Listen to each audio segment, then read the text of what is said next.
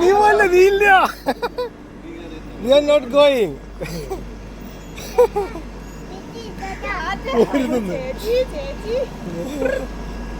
അവിടുന്ന് ഓട്ടായിരുന്നു ചേച്ചി.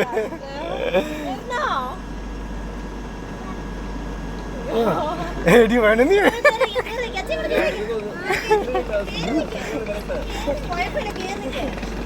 പുള്ളിക്ക് ആനോർത്താൽ ആച്ചോടൊക്കെ അപ്പൊ കാണാൻ മകനെ സന്തോഷം. ചോദിക്കണ താമസമുള്ള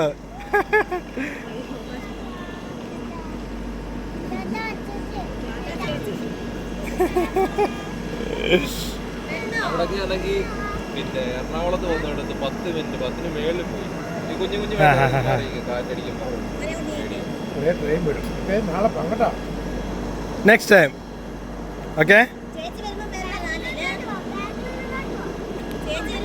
do you want to go?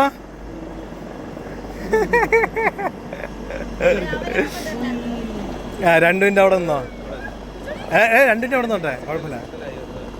രണ്ടിൻ്റെ അവിടെ കേട്ടെ. Not going side.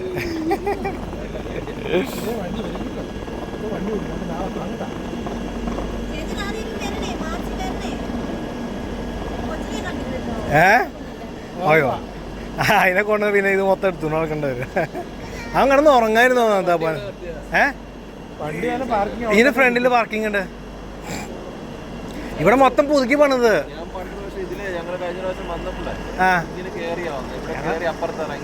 ഞങ്ങള് ഇവിടെ എത്തിന്ന് കേട്ടപ്പോ തന്നെ ഞങ്ങള് വേറെ റോഡ് ഇവിടുന്ന് ക്രോസ് ചെയ്ത്. ഏതാ? അത് അങ്ങട് അപ്പുറത്തന്നെ. ഇതിപ്പോ ഇവിടെ മൊത്തം പൊളിച്ച് ഫ്രണ്ടൊക്കെ നല്ല അടിപൊളിയാക്കി. ഇവിടെ ഇല്ല, അത് മാത്രമേ ഉള്ളൂ.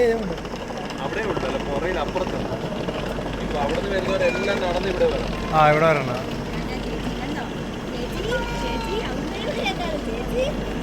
നീ വരുന്നാ? നീ ഇറങ്ങുന്നാ? ബാ, ടാറ്റാ.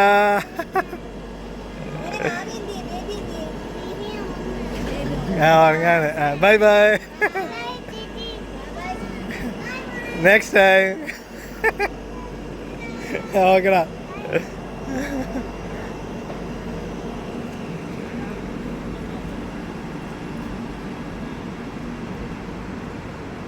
അങ്ങനെ ചേച്ചിയും ചേട്ടനും എല്ലാവരും പോയി.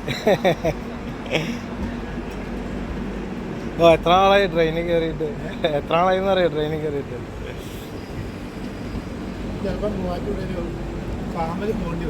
ഏതാ? ആ, ഫാമിലി ഇനി പതിനെടുത്തറപ്പാ. ആ,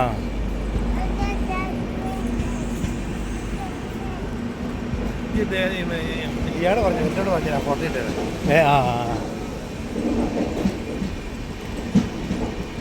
അങ്കമാലി സ്റ്റേഷൻ.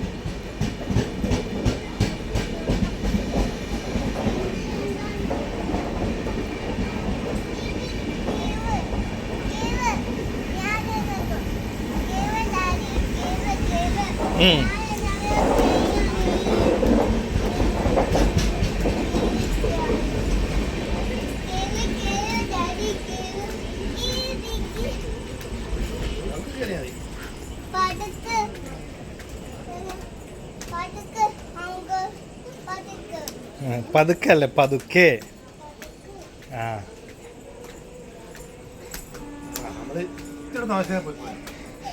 അതെ, ഇവിടെയാണ് അവൻ പറഞ്ഞത് എനിക്ക് തോന്നുന്നത്.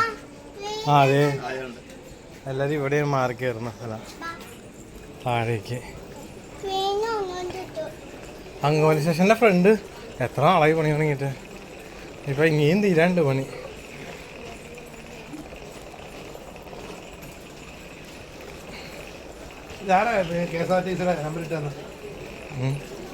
അത് അവിടെ ഉള്ള ടീം ഇട്ടെന്നാ. അങ്ങനെ നാളെ വിളിക്കണം, നാളെ വിളിക്കണം. ബാക്കിലും കൂടെ ഒരു ബ്രിഡ്ജ് ഉണ്ടായിരുന്നെങ്കിൽ എളുപ്പമായിരുന്നു അല്ലേ?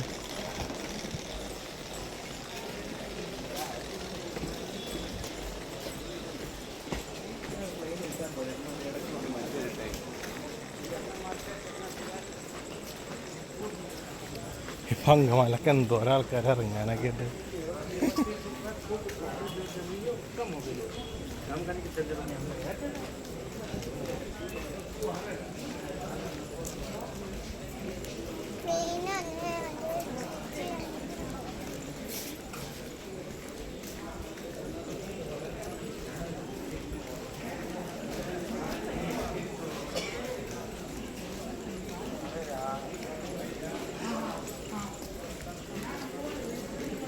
ഞാനത് നോക്കിയേ, സാധാരണ വലിയ വലിയ സ്റ്റേഷനിലൊക്കെ ഈ കോച്ച് നമ്പർ എന്നുള്ള സംഭവമില്ലേ അത് എഴുതിയിട്ടുണ്ടാവും. ഈ SR PF1 ഇതില്ലേ,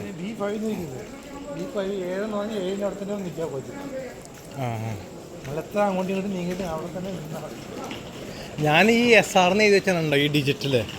അപ്പോൾ അതുപോലത്തെ സ്ഥലത്തിനകത്ത് ശരിക്കും കോച്ച് നമ്പർ വരാണെങ്കിൽ എന്ത് ഉപകാരമായിരുന്നു. ഇത് എല്ലാ സ്ഥലത്തും പ്ലാറ്റ്ഫോം നമ്പർ എന്ന് പറഞ്ഞിട്ട് ഈ നമ്പർ എവിടെയാണെന്ന് നോക്കിയായിരുന്നു.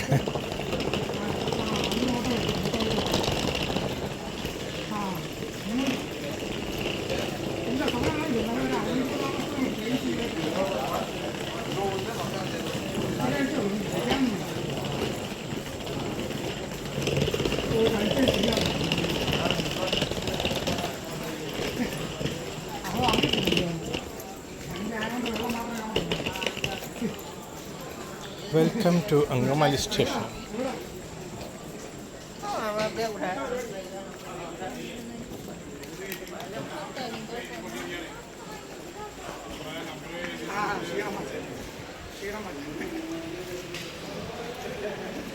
എന്തൊക്കെ സെറ്റപ്പാക്കിയ മോളെ ബൈ.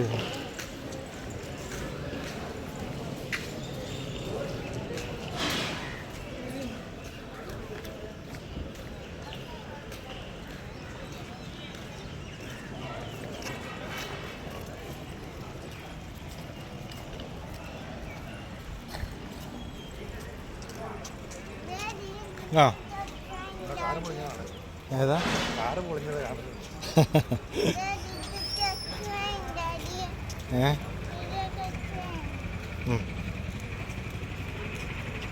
ഇതാണ് നമ്മുടെ പുതിയ അങ്കമാലി റെയിൽവേ സ്റ്റേഷൻ.